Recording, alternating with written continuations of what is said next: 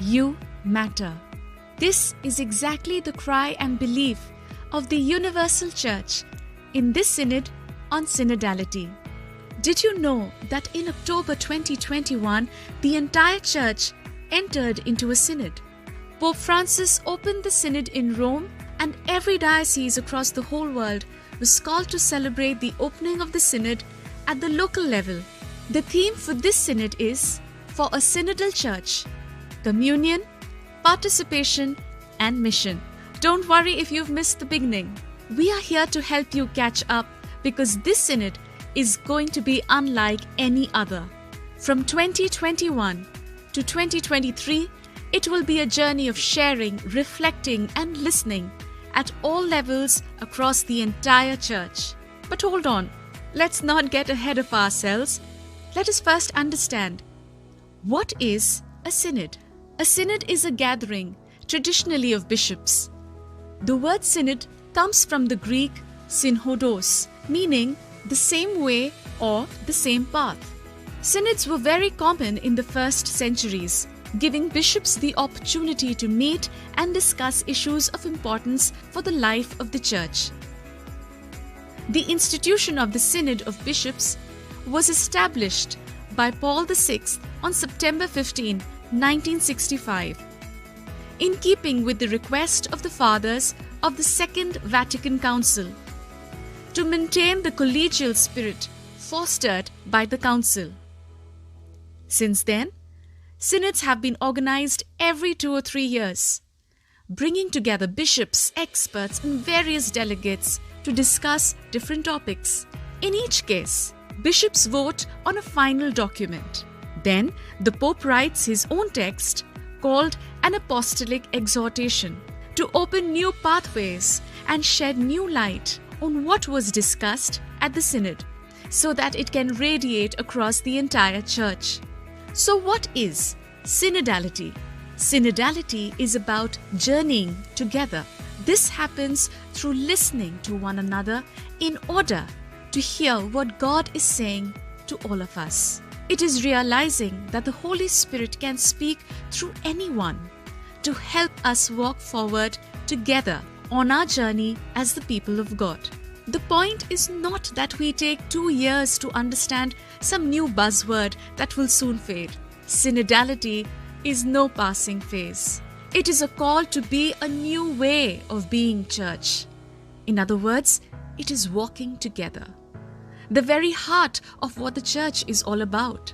St. John Chrysostom said that for him, Church and Synod were synonyms, since the Church is all about walking together. In this sense, synodality is a way of renewing the Church from her deepest roots in order to be more united with one another and better carry out our mission in the world. In simpler terms, a synodal Church is a Church that listens. As Pope Francis stated in the commemoration of the 50th anniversary of the institution of the Synod of Bishops, it is a mutual listening in which everyone has something to learn. The lay faithful, the bishops, the Pope, all listening to one another and all listening to the Holy Spirit, the Spirit of truth, in order to know what He is saying to the Church. What's special about this Synod on synodality? This Synod is totally unprecedented for at least 3 reasons. It is no longer only a 1-month Synod of Bishops, but a 2-year synodal process for the entire people of God. All the baptized. All are invited and no one is to be left behind or excluded. It is a Synod that aims on giving the entire Church a lived experience of synodality. It's not just about filling in a questionnaire, but gathering the fruits of what the Holy Spirit is saying to us here and now. The aim of the Synod is not just to talk about synodality, but to put synodality into practice, starting now, in every diocese, parish and country across the whole world. This calls all of us, at every level of the Church, to renew our way of being and working together moving forward. So what can you do? Find out what's going on in your diocese and your parish to experience the synod at a local level.